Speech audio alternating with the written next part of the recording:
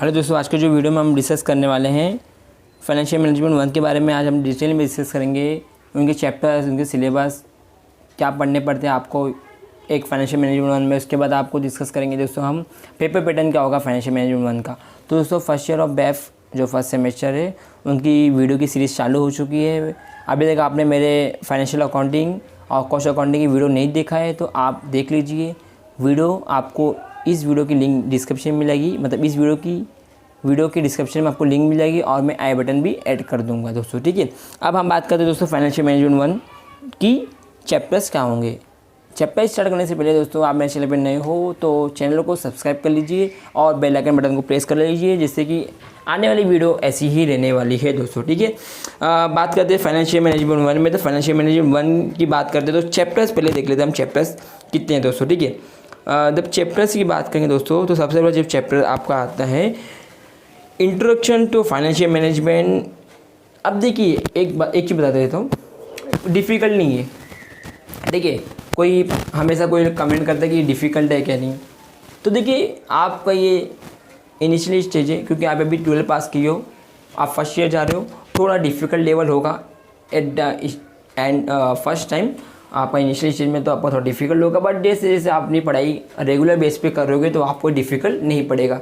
मेरे हिसाब से फाइनेंशियल मैनेजमेंट में स्कोरिंग मार्क्स ज़्यादा होते हैं as compare to other subject में, ठीक है। ये बात ध्यान दीजिए, ठीक है। अभी वो कैसा होगा आपको जब आप पढ़ोगे तो आपको समझ में आ जाएगा, ठीक है।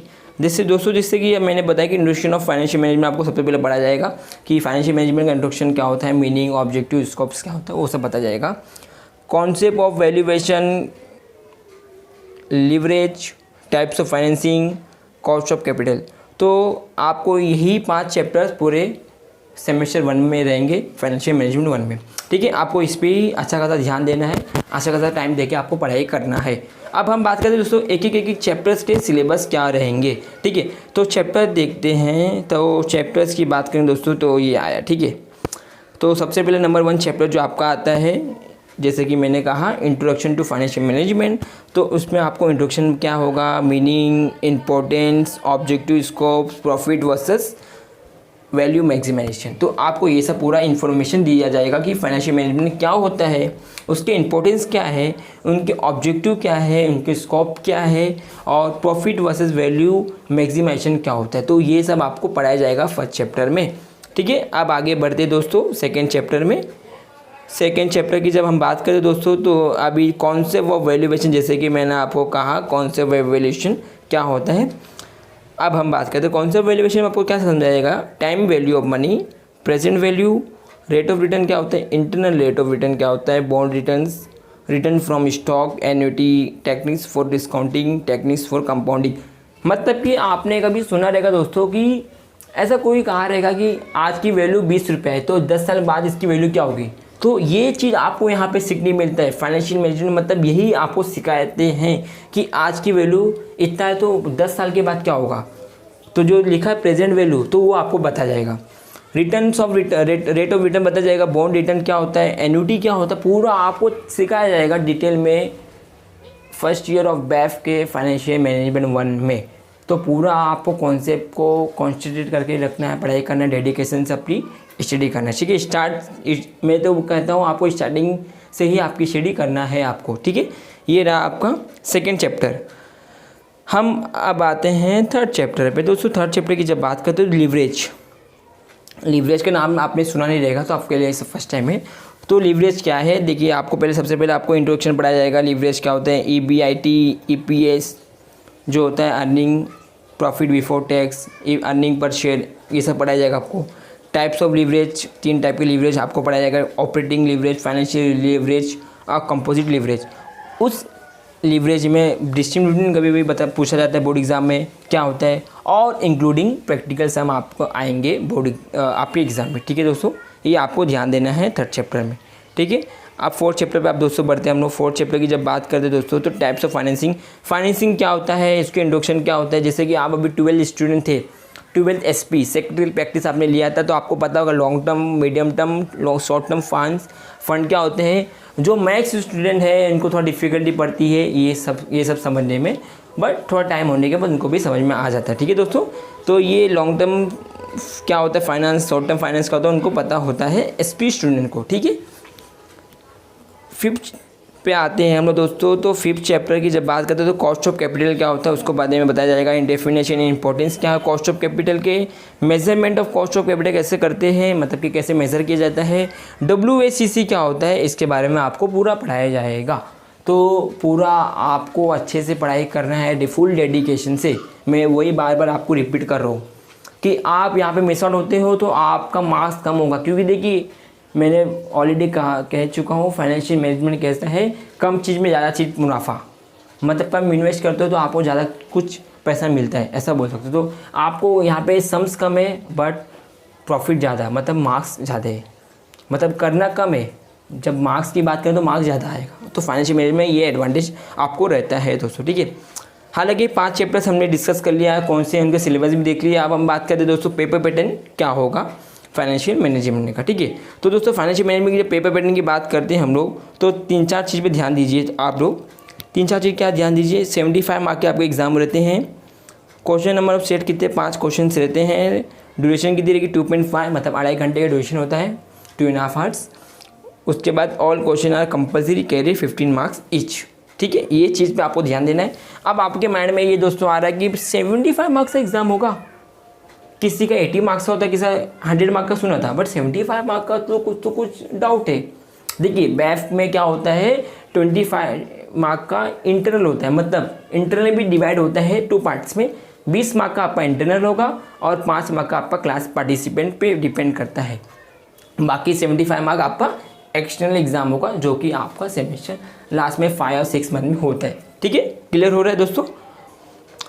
अब आगे बढ़ते हैं कि जो 75 मार्क का होगा तो कैसा क्वेश्चन नंबर सेट कैसा होगा। तो देखिए क्वेश्चन हम जब बात करते हैं सबसे पहले जो आपका क्वेश्चन आता है दोस्तों ऑब्जेक्टिव क्वेश्चन आता है, 15 मार्क का क्वेश्चन आता है। ठीक है, इसमें देखिए मल्टीपल चॉइस होगा, ट्रू फॉल्स भी हो सकता है, मेजर कॉलम हो सकता है, फिल इन द ब्लैंक्स भी हो सकता है। तो वो बताना मुश्किल है कि कौन सा पूछ सकता है, तो इसीलिए अब यहाँ पे देखो मैंडेटरी बोल दिया कि ये सब कुछ भी पूछ सकता है। ठीक है, उस पर आपको प्रिपरेशन पे ध्यान देना है। 15 मार्क यहाँ पे आपको निकलेगा। ठीक है, अब आप आगे बढ़ते हैं दोस्तों। Question number 2, question number 3, question number 4, 15 mark 15 mark 15 mark, मतलब कि 45 मार्क का आपके पास सम आएगा। सम्स करना पड़ेगा आपको, 15 मार्क ऑब्जेक्टिव, 45 मार्क्स सम्स। ठीक है, क्वेश्चन नंबर 2, 3, 4 में सब सम्स रहेंगे, आपको जैसे हिसाब से करना कर सकते हो। ये जो 15 मार्क्स आपको दिख रहा है ना दोस्तों, कभी कभी डिवाइड भी हो सकता है, 7 और 8 मार्क्स से सम्स भी पूछ सकते हैं, कंपलसरी नहीं है, जरूरी नहीं 15 मार्क के सम आएंगे, 7 और 8 मार्क्स के भी सम्स हो सकते हैं। ठीक है, अब आगे बढ़ते हैं हम लोग। क्वेश्चन नंबर 5 में क्या होगा दोस्तों, क्वेश्चन नंबर 5 में क्या होगा, क्वेश्चन नंबर 5 में आपको थ्योरी आएगा। क्या आएगा दोस्तों, थ्योरी, आपका फेवरेट है ना थ्योरी, तो क्वेश्चन नंबर 5 में आपको थ्योरी आएगा। थ्योरी इधर आएगा, मतलब कि क्या, एक तो थ्योरी ये आएगा 7 और 8 मार्क के लिए आपको अटेंड करने के लिए आएगा, या फिर आपको नहीं करना है तो आपको शॉर्ट नोट अटेंड करिए। 5 शॉर्ट नोट में आपको 3 शॉर्ट नोट लिखना पड़ेगा, 15 मार्क को आप मिल जाएगा। ठीक है, ये तो आपको ध्यान देना है। अब आगे हम थोड़ा नोट्स पढ़ लेते हैं। नोट्स क्या दिया, देखिए यहाँ पे नोट्स कुछ दिया है। तो जैसे कि मैंने कहा प्रैक्टिकल क्वेश्चन ऑफ 15 मार्क्स में बी डिवाइडेड इनटू 2 सब क्वेश्चन ऑफ 7, 8 एंड 10, 5, मतलब कि 10 मार्क का भी हो सकता है, 5 मार्क का भी हो सकता है दोस्तों। यहाँ पे पूरा अच्छे से लिखा है, if the topic demands instant of practical question appropriate theory question में बी आस्क। ठीक है, यहाँ पे लिख लीजिए, ये नोट्स आप अच्छे से लिख लीजिए, या फिर आपको इसकी PDF की रिक्वायरमेंट है तो मैं इस वीडियो के डिस्क्रिप्शन में आपको लिंक प्रोवाइड कर दूंगा, तो आप जाके देख सकते हो दोस्तों। ठीक है, ये आपका क्लियर हो गया। अब बात करते हैं दोस्तों कि कौन सी इंपॉर्टेंस चीज़ है जो हमको पढ़ना चाहिए, जो ज़्यादातर वेरी वेरी इंपॉर्टेंट चीज़ हो जाती है। जैसे कि दोस्तों हम जब बात करते हैं तो आपको सबसे पहले मीनिंग पता होना चाहिए फाइनेंशियल मैनेजमेंट का क्या होता है। ऑब्जेक्टिव सब थोड़े बहुत पूछ सकते हैं ऑब्जेक्टिव टाइप क्वेश्चन में। इसके बाद सेकंड चैप्टर में आपको टाइम वैल्यू पता होना चाहिए कि प्रेजेंट वैल्यू क्या होता है, बॉन्ड्स रिटर्न्स क्या होता है, रेट ऑफ रिटर्न क्या होता है, एन्युटी मतलब क्या होता है, तो ये सब आपको थोड़े बहुत पता होना चाहिए दोस्तों। ठीक है, सेकंड चैप्टर आपके क्लियर हो गए यहाँ पे भी। थर्ड चैप्टर की बात जब करते हैं हम लीवरेज, तो लीवरेज में आपको पता होना चाहिए कि ऑपरेटिंग फाइनेंशियल कंपोजिट लीवरेज क्या होता है, EPS एनालिसिस क्या होता है, EBIT एनालिसिस क्या होता है। तो इस पर आप पे प्रैक्टिकल सम पूछेंगे, तो आपको इस पर कॉन्सेंट्रेट करके रखना है। 4th चैप्टर में क्या होगा दोस्तों, 4th चैप्टर में होगा टाइप्स ऑफ फाइनेंसिंग क्या होगा दोस्तों, ठीक है, टाइप्स ऑफ फाइनेंसिंग क्या होगा उस पर आपको ध्यान देना है, ठीक है दोस्तों। अब बात करें दोस्तों, जैसे कि मैंने आपको क्या सोर्सेस ऑफ फंड में आपको long term, medium term, short term fund आपको ओन वर्ड से लिख सकते हो, पता होना चाहिए क्या क्या होते हैं, ठीक है। ये भी आपका हो गया 4th चैप्टर। अब आप बात करते हैं दोस्तों 5th चैप्टर पे क्या है। 5th चैप्टर पे कॉस्ट ऑफ कैपिटल की जब बात करते हैं तो आपको यहाँ पे कॉस्ट ऑफ कैपिटल क्या होता है, इसके इंपॉर्टेंस क्या है, measurement of cost of capital क्या है और WACC क्या है, तो पूरा आपको पढ़ लेना है, एक बार रट्टा नहीं मारना है, आपको पढ़ लेना है, समझ लेना है, ठीक है। आज की वीडियो में इतना ही था दोस्तों। तो कुछ भी आपको डाउट्स है, कुछ कमेंट्स है, जैसे कि मैंने आपको पहले भी कहा क्वेश्चन है, तो आप मुझे क्वेश्चन पूछिए कमेंट सेक्शन में, जितना भी मेरे से पॉसिबल होगा आपका आंसर मैं कर दूंगा दोस्तों, ठीक है। वीडियो कैसा लगा दोस्तों, तो अच्छा लगा तो दोस्तों एक लाइक कर दीजिए और मेरा वीडियो ज़्यादा से ज़्यादा दोस्तों शेयर कर दीजिए अपने बेस्ट स्टूडेंट को, बेस्ट फ्रेंड हो गए उसको शेयर करिए, क्योंकि मैं थोड़े बहुत और भी वीडियो ढेर सारा लाने वाला हूँ फ्यूचर में बेफ के कोर्स की रिगार्डिंग। तो ऐसा चाहता हूँ कि मैं पूरा अपना चैनल पे पूरा बेफ का ही पूरा वीडियो अपलोड कर दूँ, तो आपको कहीं भी चैनल पे जाने की ज़रूरत नहीं पड़ेगी दोस्तों, ठीक है। Thanks for watching my video दोस्तों। Take care of your self, stay home, stay safe.